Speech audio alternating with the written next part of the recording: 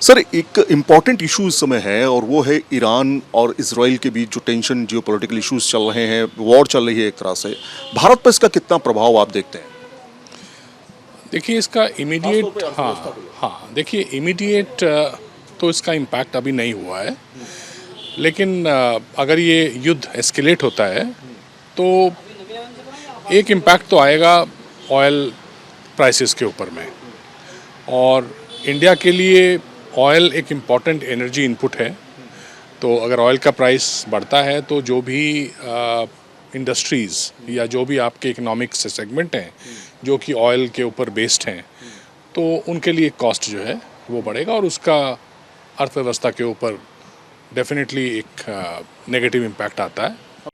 पूरे विश्व भर में इस समय इकोनॉमिक क्राइसिस है, क्योंकि जिस तरह से माहौल बना हुआ है खासतौर पे मिडिल ईस्ट में और आसपास के इलाकों में, उससे जियोपॉलिटिकल इश्यूज जो हैं वो रेज होते हैं। साथ में अर्थव्यवस्था पर भी इसका असर पड़ता है। भारत की अर्थव्यवस्था मजबूत स्थिति में है। डॉक्टर नरेश त्यागी इस समय हमारे साथ मौजूद हैं। सस्टेनेबिलिटी की बात कर रहे थे, मार्केट की बात कर रहे थे, और इकोनॉमिक क्राइसिस कहीं ना कहीं ये सब चीज़ों को इम्पैक्ट करता है। क्या लगता है कि जो करंट सिनेरियो है उससे बाजार किस तरह से प्रभावित होगा, या भारत की अर्थव्यवस्था किस पोजीशन पर रहने वाली? देखिए, सस्टेनेबिलिटी जो टॉपिक है ये क्लाइमेट से रिलेटेड है, बट इसका इम्पैक्ट सब पे पड़ता है, चाहे वो इकोनॉमी हो, चाहे वो सोसाइटी हो, चाहे वो कंट्री हो। हमारा कंट्री इतना डाइवर्स है और इतने नेचुरल रिसोर्स हैं। अगर हम इसको सस्टेनेबिलिटी को अपॉर्चुनिटी देखें, चैलेंज है बट ये चैलेंज हमारे लिए अपॉर्चुनिटी है। इंडिया अकेला एक ऐसा कंट्री है जहाँ पे सेल्फ सफिशेंसी है, सेल्फ रिलायंट है। हमारा अगर आप इकोसिस्टम देखें, हम टेक्सटाइल देख लें, फूड वैल्यू चेन देख लें, हमारे पास फूड वैल्यू चेन में सब कुछ यहाँ पैदा होता है। और हमारा जो फूड का इकोसिस्टम है जो हमारा मार्केट में जाता है, देखिए वो कितना वैल्यूएबल हो जाता है। सेम आप देख लीजिए गारमेंट, हम टेक्सटाइल में, हम सदियों से टेक्सटाइल में माने गए हैं। तो ये जो चेंज हो रहे हैं क्लाइमेट के, ये एक तरह से चैलेंज है, बिकॉज जियोपॉलिटिकल इशू होता है। बट इंडिया के लिए मार्केट अपना हमारा खुद का बहुत बड़ा है, प्लस हम ग्लोबल वैल्यू चेन में एक बहुत बड़े पार्टनर हैं। तो इस ग्लोबल वैल्यू चेन में हर कंट्री, हर एमएनसी इंडिया को देखता है कि इंडिया अगर इस इकोनॉमिक क्राइसिस में अच्छा कर रहा है, आवर जीडीपी 7+ है, तो हम कैसे कर रहे हैं। तो ये बहुत बड़ा एग्जाम्पल बन रहा है कि जियोपॉलिटिकल इशू होते हुए भी, हमारा डेवलपिंग कंट्री स्टेटस होते हुए भी, हम इसको कैसे मैनेज कर रहे हैं। And short term goal to mid term goal, India ने जो एग्जाम्पल सेट किए हैं, हमने 2030 के सस्टेनेबिलिटी के अपने गोल दी, we are even ahead of our target. और कितना इसमें हमको सोसाइटी में इम्पैक्ट आ रहा है।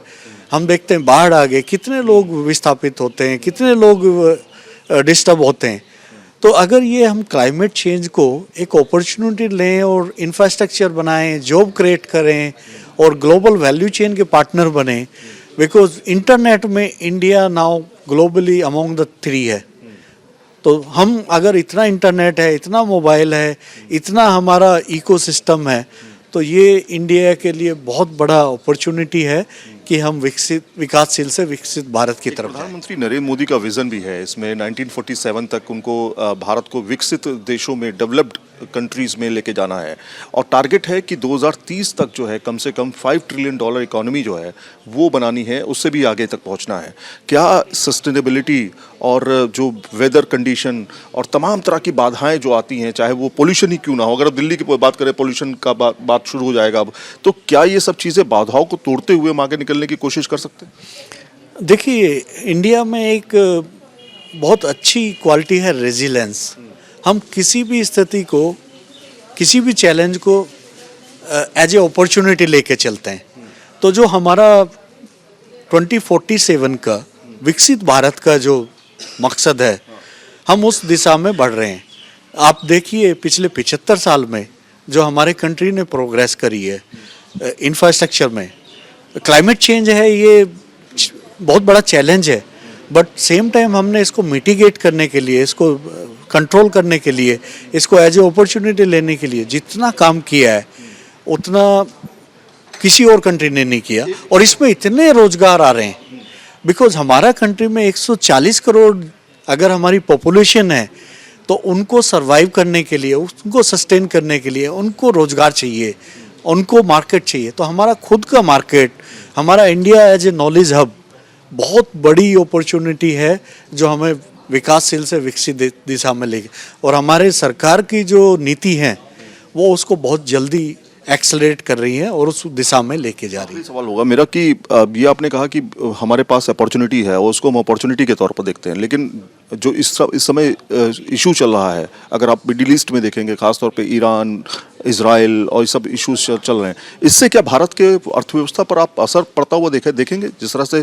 पेट्रोल की कीमतें, या हम कहें कि क्रूड ऑयल की कीमतें बढ़ी हैं अभी कुछ दिनों में। इंडिया ग्लोबल वैल्यू चेन का बहुत बड़ा सप्लाई चेन पार्टनर है, तो हम बहुत सारा मटेरियल एक्सपोर्ट करते हैं और इंपोर्ट करते हैं। Oil and oil based product we have, हमारी जो निर्भरता है वो मिडिल ईस्ट कंट्रियों पर बहुत ज़्यादा है। तो एक तरफ ये मिडिल ईस्ट का क्राइसिस ऑयल के लिए हमारे लिए फ्लक्चुएट होता है, बट सेम टाइम हमारे लिए ये एक अपॉर्चुनिटी है, बिकॉज हमारा जो इंपोर्ट है वो एक कंट्री से नहीं है, हमारा पार्ट ऑफ कंट्रीज है, ये बहुत डाइवर्स है। तो हमारी सरकार ने अपना जो इंपोर्ट है ऑयल और ऑयल बेस्ड प्रोडक्ट का, उसको बड़ा डाइवर्स किया है।